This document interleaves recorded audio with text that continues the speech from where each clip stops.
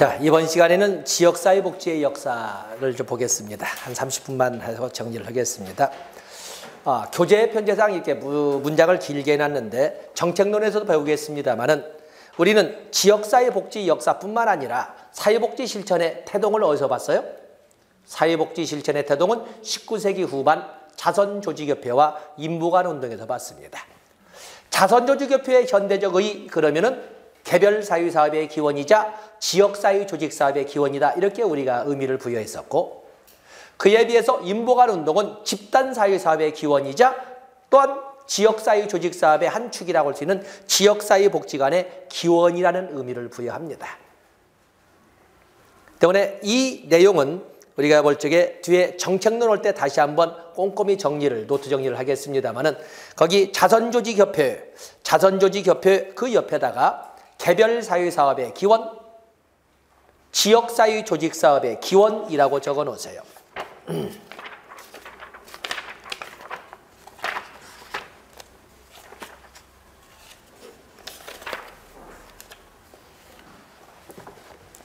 아주 정책론에서는 같이 보겠습니다만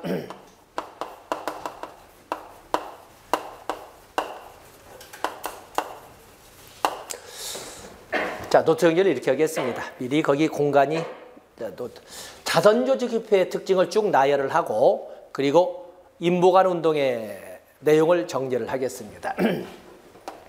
자선조직협회는 상류층 주도의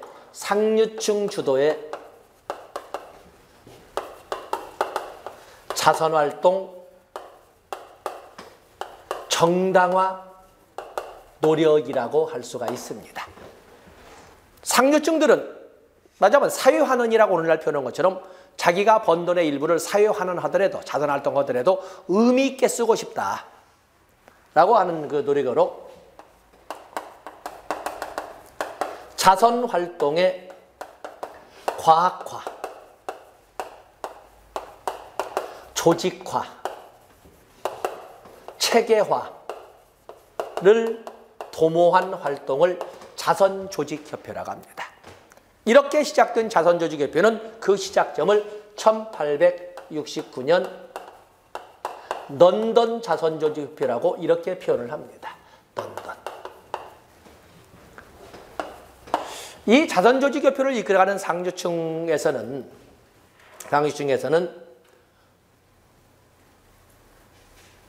비도덕적인 클라이언트를 제거함으로써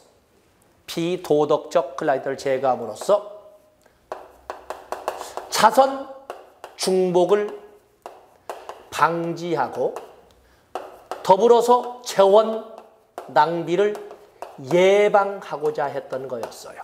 그 당시에는 뜻이 많은 그야말로 공급자 중심으로서 가슴 아파서 도와주고 싶어하는 이런 많은 사람들이 있었는데 그걸 악용하는 클라이언트가 많았다는 거예요. 지금도 성남에서 어떤 루트를 타면 만 몇천 원은 저금할 수 있는, 옛날에는 500원씩 줬는데 요즘은 300원씩 준다고 그러죠.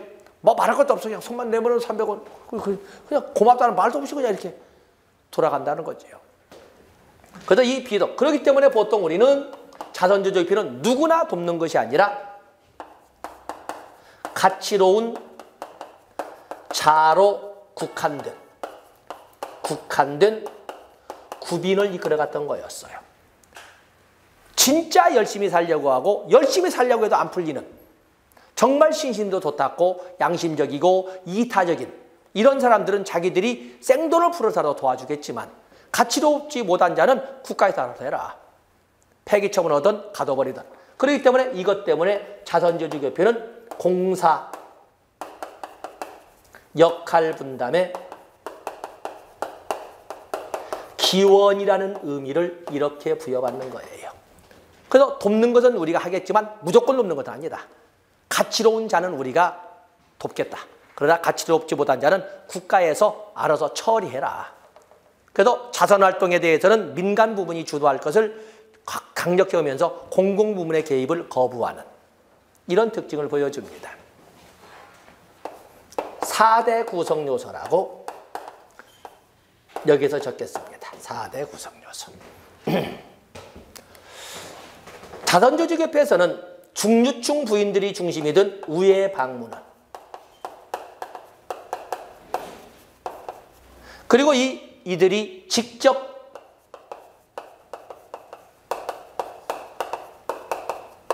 방문 조사를 이끌어 갑니다. 직접 개별 방문 조사. 옛날처럼 이들이 나오기 전처럼 배고파 그러면 무조건 갖다 빵을 퍼주는 방식이 아니라 배고파? 정말 배고파? 라고 가서 직접 방면 조사해서 진짜 배고픈 사람인지, 뭐 배고프대도 뭘 죽이 필요한지, 빵이 필요한지, 몇 개나 필요한지를 철저히, 우리가 흔히 말하는 자산조사를 하는 거죠. 어떤 방식으로? 실태 생계비 방식으로. 실태, 맞으면 최저 생계비 산출 방식에 실태 생계비 방식도 있고, 전물량 방식으로서 라운트리 방식도 있고, 반물량 방식으로 오산시키 방식도 있고 그러는데, 여기 자선조직협회에서 있던 것은 실태 생계비 방식, 직접 방문해서 조사하는 방식이었어요. 그러면서 구빈의 대상이 될 수밖에 없는 자는 협회에 등록하도록, 협회나 자선협회나 자선위원회에 등록을 의무화했어요. 등록된 명단에 있는 사람만 도와주겠다는 거예요. 그러면서 이 등록할 때 했던 모든 정보를 기관 간 협력, 이거 말하면 정보를 공유하면서 이제는 한 번 탄 자는 두 번 다시 탈 수 없도록, 그래서 기관 간 협력과 중구난방의 서비스 제공을 막는 서비스 조정을 도모했던, 이것을 그냥 암기하기 좋게 실천에 뭐냐면 자선조직협회의 4대 구성 요소라고 합니다. 우회 방문은 그들의 개별 방문조사, 협회나 위원회 등록 의무, 그리고 자선기관 간 협력 및 서비스 조정. 바로 여기 아무나 도와주는 것이 아니라 실질적으로 도움이 필요한 사람인지 아닌지 생활능력 심사하고 수요 측정하고 부족분 측정에 돕는다는 점에서 여기는 개별 사회사업의 기원으로 의미를 부여받고, 그리고 중구난방으로 빵을 던져주는 것이 아니라 철저한 조사를 통해서 한다는 점에서 사회사업의 과학화를 가져왔어요. 과학이 뭐라고 그랬죠? 과학이 어느 누가 봐도 맞아, 그 사람은 도와줄 만한 사람 도와줬네, 맞아, 그 사람은 그것이 필요했어, 어느 누가 보고 어느 누가 들어도 진짜 도와줄 만한 사람을 도와줬고 도와줄 만한 것을 도와줬다는 것을 납득이 가게끔 객관성, 보편성을 확인할 수 있는, 그래서 이것을 사회사업의 과학화, 사회사업의 전문화, 사회사업의 현대화 이런 개념으로 이렇게 쓰고 있는 거예요. 그러면서 구빈의 대상이 될 수밖에 없는 자는 반드시 협회에 등록하도록 하고, 그 정보를 공유해서 이렇게 감으로써 지역사회에 어떤 문제가 지금 산적되어 있는지를 파악해서 하기 때문에 지역사회 조직사업의 기원이라는 의미도 여기서 찾고 있는 겁니다. 지역사회 조직사업의 기원이다. 그리고 이 우회방문원을 우리는 어떤 의미를 부여해? 자선조직협회의 우회방문원을 사회복지사의 기원으로 설명하고 있죠. 우리 영역의 기원, 사회복지사의 기원으로서 의미를 부여하는 것이 바로 자선조직협회의 우회방문원이에요. 그에 비해서 영국의 길버트법에서 활용하는 유급조사요원은 사회복지전담공무원의 기원이라고 이렇게 부르는 겁니다. 그런가 하면 자선조직협회는 개인적 빈곤관에 입각해서 개인적 빈곤관을 바탕으로 도덕적 감화를 통한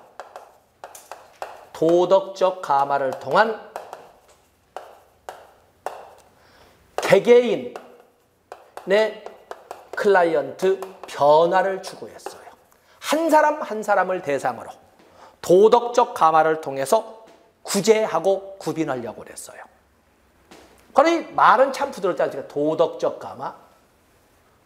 사실은 잔인한 얘기죠. 사회 진화론이었어요. 사회진.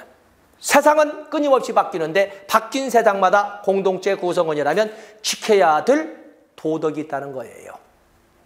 너는 열심히 살았다고 하면 옛날 방식으로 열심히 살았구만. 하나님의 뜻에 안 맞지. 그러면 바뀐 세상에 알맞게 열심히 살아야지. 이렇게 도덕. 그래서 사회의 진화론을 통해서 적자 생존론이었어요. 적자 생존율. 네가 지금까지는 바뀐 세상에 어울리지 못해서 가난하게 살았지만 열심히 바뀐 세상에 맞추려고 노력을 하면 내가 도와줄게. 이렇게. 그렇지 않으면 가치롭지 못한 자니까 네가 알아서 하고. 이렇게 해서 진행하는 것이 자선조직협회가 되겠어요. 자선조직협회라고 하는 것은 뜻은 여러 가지가 있지만 그렇기 때문에 여기 나온 것처럼 개별사회사업의 기원, 지역사회조직사업의 기원, 사회사업의 과학화, 전문화, 현대화 이런 단어들을 쭉 설명하면서 또 빠져있는 거예요. 여기 볼까요 그냥. 자선조직협회에서 보면은 1869년에 2번에 보시면 비조직적인 자선기관의 난립으로 인한 기관 간 협력 결여로 중복구제 발생 및 재원 낭비가 난무하자 이를 효율화하기 위해 효율화라는 말을 썼군요. 효율화. 그래서 자선활동에 효율화라는 말이 나오면 자선활동에 어떤 효율화라는 단어가 나오면 자선조직협회에서 아주 쓰는 용어가 되겠어요. 자선활동을 효율화. 효율이 뭐예요? 투자 비용 대비 산출의 극대화잖아요.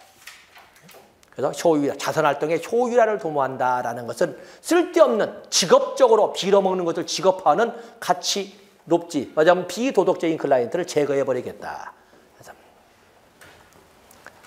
3번에 보시면 빈민에 대해 특권 상류층의 도덕적 정당화 차원에서 설립된 조직으로 개인적 도덕적 빈곤관의 입장에서 도덕적 영향을 강조했다. 그냥 도덕적 감화를 통한 개개인의 클라이언트 변화를 강조했다 이렇게 했고, 우회 방문원의 개별 가구 직접 방문 조사를 통한 자선의 과학화를 도모하고, 구제가 필요한 사람들을 단체에 등록시켜 이중으로 구제를 받으려는 직업적 클라이언트, 비도덕적 클라이언트를 제거하려고 했다. 협력과 조직화를 원칙으로 원조 대상을 빈민으로 하지 않고 아주 가치로운 빈민, 가치로운 자로 국한된 구별을 했다. 가치롭지 못한 자는 국가에게 넘김으로써 공사 역할 분담의 기원이라는 의미를 부여받는다. 이런 것을 좀 우리가 적어봤습니다.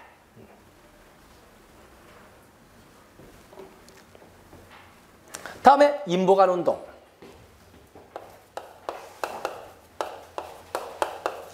정책에서 나오던 지역사회 복지로 나오는 거네. 어느 것이 나와도 양자 비교 문제니까. 양자 비교 문제니까 보시면 되는데, 인보관 운동은 1884년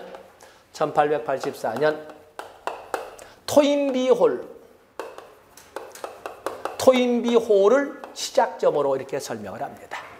토인비홀을 시작점으로.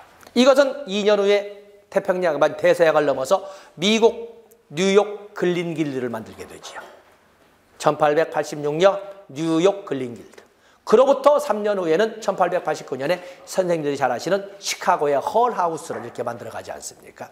헐하우스. 우리나라는 그로부터 17년 후에 원산 반열방이 만들어지고, 이런 것처럼 우리가 사회복지의 흐름에 있어서 물론 일본의 영향도 받기도 했지만 대단히 우리도 부지런한 상당히 진보적인 이러한 정보력을 가지고 있다고 볼 수가 있습니다. 인보관 운동은 저기는 상류층 주도지만 여기는 중류층, 지식인 주도의, 중류층 지식인 주도의 사회 개량 운동이라고 할 수가 있습니다. 중류층 지식인 주도의 사회 개량 운동.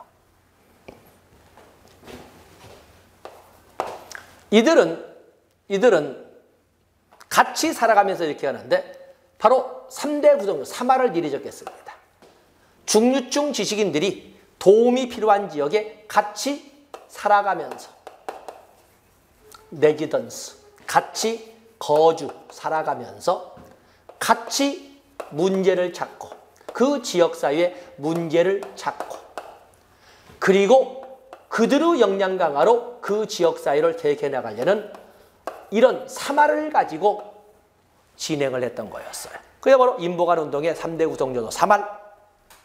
물론 나중에 뉴딜 정책에서도 3R이 나오긴 합니다만 3R, 같이 살면서 레지던스, 같이 찾아보고 리서치, 같이 개혁을 해나가자는 것인데, 이들은 개인적 빈곤관이 아니라 사회적 빈곤관의 입장에서 도덕적 감화가 아니라 전체 주민, 개별 클라이언트를 대상으로 한 도덕적 감화가 아니라 전체 주민 대상의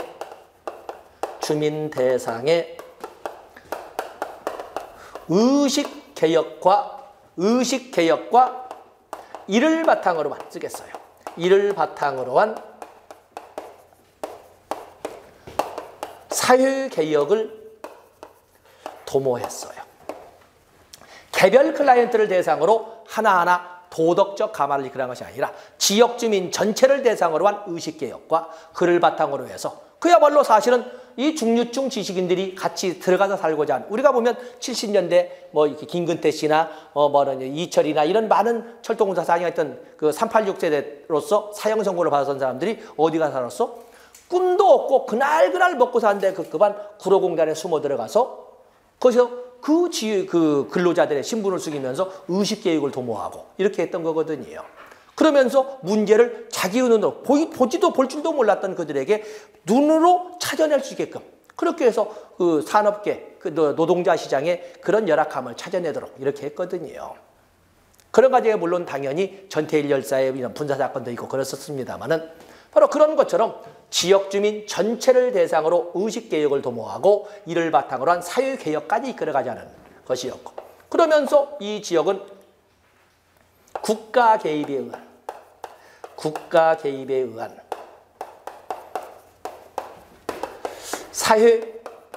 사회개혁을 주장을 했고, 국가 개입을 이끌어가기 위한 입법운동을 통한, 이 같은 말을 입법운동을 통한 사회개혁을 주도했어요. 그러면서 이들은 주로 전체 주민의 의식개혁을 이끌어가기 위해서 주로 뭘 사용했냐면 교육이나 집단 활동을 강조합니다. 바로 사실은 이것 때문에 인보간운동은 집단사회사업의 기원이라고 의미를 부여합니다. 집단사회사업. 사실은 우리가 인보간운동 관열방도 있지만 1920년대에 많은 그 대학생들이 방학만 되면 귀향운동, 자기 고향에 들어가서 많은 봉사활동을 하거든요. 바로 그런 과정에 소위 천안에 나오는 상록수, 박영신이도 나오고 그런 그 소설이, 시문에 상록수 같은 소설이 나오는 반향은 바로 인보간운동이었어요. 그래서 주경야독, 낮에는 같이 일하고 밤에는 그 운동에 있는 모든 청장년들이 모여서 그야말로 큰 도시 서울에서 공부했던 새로운 세상을 보고 온 그 동네의 인재의 교육도 받고 세상 돌아가는 얘기도 듣고 민족의식도 고취하고 문맹자들에게는 글씨도 가르치고, 그리고 그 당시 문화 정치를 필 때니까 교회도 상당히 활성화되는데, 교회마다 지금 모둠 활동들이 교회에 보면 청소년 애들 이렇게 모둠 활동하는 것처럼 그렇게 해서 팀을 짜가지고 집단 활동이나 집단 경험을 통해서 의식개혁도 하고 세상을 보는 눈도 배우게 하는, 그게 전부 인보간운동이었어요. 자, 우리 모둠은 뭘 할까? 다음 주에는 그 골목 개울창이라고 뭐죠? 그 개울을 청소하기로 하죠. 그래, 우리가 이번에는 우리 동네에 개울을 청소를 하자, 우리 모둠은. 그래서 스스로 목표를 정하고 문제점을 잡는다. 꿈을 갖지도 못했던 이런 열악한 지역에서 우리라는 단어를 알게 되죠. 왜 우리가 하던 애들이 우리도 당연히 우리가, 이런 우리란 단어를 알면서 스스로 힘을 키워나가는 거죠. 그렇기 때문에 인보간운동을 바탕으로 하는 지역사회복지관, 지역사회복지라고 하는 것은 바로 여기서 나오는 거죠. 그래서 여기에 보면 집단사회사업의 기원이자 또한 사회복지관 운동의 기원이다. 이렇게 우리가 쓸 수가 있는 겁니다. 사회복지관 운동의 기원이다. 또 집단사회사업의 목적, 집단사회사업, 이게 배우게 되면 집단사회사업에는 목적이 뭘까? 집단 구성원의 욕구 충족이나 문제 해결, 아니면 집단의 가업 완수, 두 개만 있는 것이 아니죠. 하나는 뭐예요? 집단사회사업의 목적은 지역사회의 변화도 있거든요. 지역사회의 변화. 바로 이 인보간운동은 이런 집단활동을 통해서 의식개혁도 하고 더 나아가서 사회개혁까지. 그래서 집단사회의 목적에는 사회의 변화가 들어있는 거예요. 자, 여기다 좀 살을 찌어보시죠. 거기 264쪽에 보시면 인보갈운동. 빈민지구를 실제로 조사해서 그 지구에 대한 생활 실태를 자세히 파악하고 도움의 필요가 있는 사람을 조력해주고자 하는 사회개혁운동이다. 인도주의, 박애주의를 바탕으로 하는 중류층 지식인들의 이주 자선 활동이다.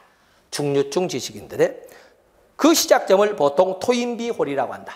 토인비 홀은 당시 이렇게 이 지역사회 운동을 이끌어가던 토인비란 대학생이 병사하거든요. 열심히 참여하던 그 토인비 병사하자 그 건물의 이름을 토인비 홀이라고 이름을 붙여서 바네트 목사 등이 중심이 되어서 움직였던 거였어요. 그래서 토인비, 병사한 토인비의 뜻을 기리면서 이름을 그렇게 붙인 것이지 그 운영했다는 것은 아닙니다. 다음에 네 번째 보시면은 사회적 빈곤관의 입장에서 빈곤을 자본주의 제도에 모순했다는 사회, 즉 빈곤을 사회 문제로 보면서 국가 개입에 의한 사회개혁을 주장했다.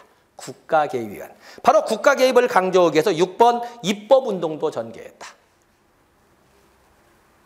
그리고 5번 개개인의 빈민을 대상으로 하는 것이 아니라 5번 지역사회 주민 전체를 대상으로 하는 교육이나 집단활동을 통한 의식개혁을 이끌어갔다 하는 말들을 쭉 적었습니다. 번호는 서로 우아래 올라갔지만 선생님들이 봤던 내용들 볼 수가 있고 현대적 의의라고 하는 것은 집단사회사업의 기원이자 지역사회 조직사업의 한 영역이라고 할 수 있는 사회복지관의 기원의 의미를 인보관 운동에서 설명을 하고 있습니다.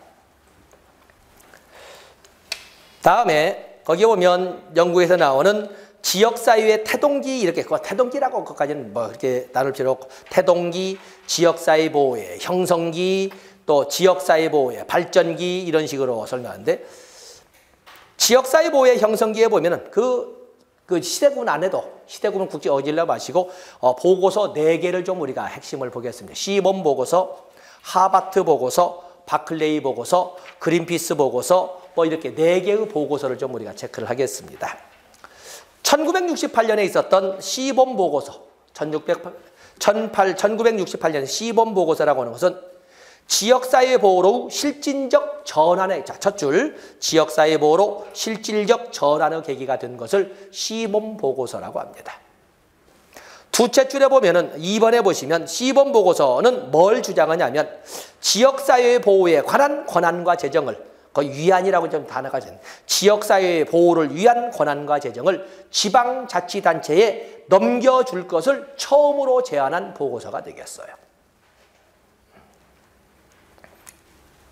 어떤 이 영향으로 우리는 2005년도에 지방이양사업이 되지 않습니까? 그처럼 어쨌든 영국에서는 최초로 지역사회 보호나 지역복지 실천에 관한 권한이나 재정을 지방자치단체에 넘겨줄 것을 요구했던 것이 시범 보고서가 되겠다. 자, 그 정도 보시고 그에 비해서 그로부터 3년 후에 했던 1971년에 있었던 하버트 보고서는 하버트 보고서는 거기 두째 줄 공공의 서비스로서는 지역 주민의 모든 욕구를 해결할 수 없다. 그렇기 때문에 비공식 서비스도 활용해야 된다 해서 두째 줄을 배경으로 해서 셋째 줄 비공식 서비스를 강조한 보고서가 하버트 보고서가 되겠어요. 그에 대한 살붙이는 그 단어들 나와 있죠. 뭐 어쨌든 공식적 서비스로서는 지역 주민의 모든 욕구를 반영할 수 없다. 그래서 비공식 서비스의 활용이 필요하다라고 것을 주장한 것은 하버트 보고서가 되겠습니다. 다음에 1982년 바클레이 보고서도 역시 마찬가지로 비공식 조직의 서비스를 강조하게 되는데 1번 바클레이 보고서는 사회적 보호는 비공식 관계망의 지역사회 내 주민에 의해서 제공된다고 주장하면서 그렇죠? 2번의 첫째 줄 끝에 공식적 사회 서비스가 뭐 고립적이지 않고 이건 지워버리시고 공식적 사회 서비스가 비공식적 서비스와 긴밀한 관계를 유지할 것을 강조했다. 이게 바로 여기 나오는 바클레이 보고서가 되겠죠. 1982년 바클레이 보고서.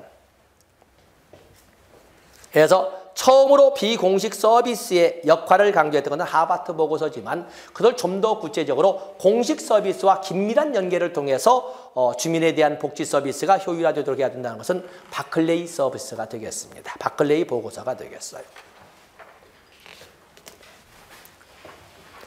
266쪽으로 가서 보시면은요. 그 똑같은 말을 위에다 2번 똑같은 말을 써놨지요. 바클레이 보고서는 공식적 보호 서비스와 비공식적 보호 서비스 간의 긴밀한 관계를 위해 사회사업가, 즉 사회복지사의 활동 파트너십 개발이 필요하다고 역설했다. 그래서 비공식적 서비스의 역할을 강조한 것은 하버트 보고서, 좀 더 구체적으로 공식적 서비스와 비공식적 서비스의 연계 필요성을 역설한 것은 바클레이 서비스, 이렇게 보시면 되겠습니다. 다음에 그린피스 보고서가 나와 있죠. 그린피스 1988년에 우리가 88 올림픽이 있을 때 그린피스 보고서. 그린피스 보고서는 시범 보고에서 주장된 것처럼 지역사회 보호에 관한 권한 재정을 지방자치단체에 이양할 것을 다시 한번 제안하면서 20년 만에 다시 한번 제안하면서 중요한 것은 바로 3번입니다. 1988년이라는 것은 1980년대 대처리즘, 레이거노믹스, 낙가소내, 우리나라는 때 전두환을 넘어서 노태우로 넘어가는 그런 과정. 1980년대에 신자유주의 이념이 완전히 자리 잡는 거죠. 복지다원주의 시대 아니었습니까? 그래서 3번 그린피스 보고서에서는 복지다원주의 흐름에 맞추어서 서비스 제공의 다양화를 강조했다. 민간기관들 간의 경쟁을 통한 서비스 제공의 다양화를 도모했다. 어쨌든 신자유주의라는 것은 시장 논리죠. 고전적 자유주의처럼 시장, 신자유주의의 특징이 뭐예요? 고전적 자유처럼 시장, 경쟁, 성장, 효율, 개인, 자유, 이 6개의 단어가 바로 신자유주의의 이념이고 고전적 자유주의의 이념입니다. 그렇기 때문에 소위 민영화란 이름으로 국가 역할을 축소시키면서 등장한 신자유주의에 맞춰서 민간 기업들 간의 경쟁을 통한 서비스 제공의 다양화를 주장한 것은 1988년 그린피스 보고서가 되겠습니다. 자, 이렇게 또박또박 알린 것은 계속 몇 년째 겨냥을 하는데 출제를 안 넣은 거예요. 출제를 해줘야 되는데. 그래서 지금 계속 끝까지 지금 버티고 있는 겁니다. 최소한 이런 정도. 처음으로 사회복지 사업의 지방 이양, 사회복지 지역사회 보호에 관한 권한 재정의 지방 이양을 요구했던 것은 시범 보고서 1968년. 그것을 다시 한번 강조하면서 민간 부분 간의 경쟁을 통한 서비스 제공의 다양화까지 주장한 것은 20년 후에 있는 1988년의 그린피스 보고서. 다음에 비공식 서비스 제공의 중요성을 처음 등장시킨 것은 하버트 보고서. 좀 더 구체적으로 비공식 서비스와 공식 서비스 간의 연계 제공을 주장했던 것은 바클레이 서비스. 자, 이런 식으로 간단히 한 개씩은 가지고 가시고 시험 때는 잘 붙이면 되겠죠. 다음에 미국의 것이 나와 있는데 거기 미국의 것은 다른 건 볼 것도 없으시고 거기 이념적 상황. 미국 사회복지는 상당히 공동체주의가 아니라 개인주의죠. 개인주의. 그래서 거기 보면 이념적 상황 4개. 사회 진화론, 급진주의, 실용주의, 자유주의. 미국 사회복지가 자리를 잡는데 영향을 미친 4개의 이념은 사회 진화론, 급진주의, 민주주의, 실용주의, 자유주의가 되겠어요. 사회진화론 그 옆에다가 스펜서 하나 적어놓은 스펜서. 사회진화론은 다윈이 말하는 진화론처럼 결국에 적자 생존 아니냐. 자연의 순리를 봐라. 도태될 것은 도태되고 살아남을 것만 살아남아야 보다 업그레이드되어가는 세상이 되는데 인간 세상도 결국에 생태계의 일부 아니냐. 왜 도태되어 갈 것까지도 국가가 나서서 도와주어서 자꾸 살려내고 그러니까 더 뿌리를 깊게 박을 수 있는 살아남아야만 되는 것들까지도 자꾸 열악하게 만드냐. 국가 주도의 국가 개입에 의한 복지는 미쳤다. 이렇게 해서 복지에 대해서 거부적 입장을 제시하는 것은 사회진화론이에요. 사회진화론은 가난은 죄다 이런 관점이에요. 왜 가난은 죄다? 바뀐 세상에 노력을 안 했으니까. 적응하려는 노력을 안 했으니까 주의라는 거예요. 그러니까 그런 놈들은 도와줘서는 안 된다. 그래서 사회진화론, 적자생존론, 스펜서 또는 멜서스도 이런 주장을 합니다. 멜서스. 그에 비해서 급진주의, 이건 인보관의 입장인데 사실은 지역주민 전체를 대상으로 해서 사유의 문제점을 찾아낸다는 것은 기득권층을 가지고 있는 공권력을 볼 적에는 사실은 혁명적 분위기 되지 않겠습니까? 그래서 지금 볼 적에는 뭐 당연한 것 같지만 그 당시에는 엄청난 혁명적 분위기였어. 그래서 인보관 운동의 초기를 급진주의라고 하는 거예요. 왜냐하면 자기들이 그로부터 100년 전인 1789년 뭐 이런 소위 시민혁명으로 저질러 봤거든요. 그래서 급진주의라고 하는 거예요. 저희 급진주의에서는 사회적으로 불이익을 받고 있는 사람들의 권익, 그야말로 사회진화론의 입장에서는 도와줘서는 안 된다라고 하지만 도와줄 필요도 있지 않냐라고 하는 소수지만은 급진주의 사상도 미국의 사회복지를 발전시켜왔다. 다음에 실용주의는 루스벨트 대통령에 의해서 주관된 건데 루스벨트는 실용주의를 바탕으로 개인의 성장과 사회적 약자들의 권리를 보장하고 균등한 혜택을 주면서 지역사회 복지를 실천할 수 있고 그렇게 실천해야 된다 하는 것이 실용주의. 실용주의는 19세기 말 20세기 초에 등장하는 건데 이 루스벨트는 여러분들이 아시는 그 1930년대 루스벨트 아닙니다. 그 루스벨트가 또 루스벨트는 같은 가문에서 대통령이 2번 나와요. 바로 19세기 말 20세기 초에 존 두이에 의해서 체계화된 써먹지 못할 것은 쓰레기도 못 든다, 짜증난다 이렇게 하는 것이 바로 실용주의, 프라그마티즘이에요. 그래서 모든 거기다 실용주의를 바탕으로 사회적 개인의 성장, 사회적 약자들의 권리 보장, 그를 바탕으로 한 지역사회 복지의 실천을 주장했던 것은 바로 여기 나오는 루스벨트다. 그냥 실용주의 보시면 됩니다. 19세기 말 20세기를 지배했던 하나의 철학이고, 다음에 자유주의.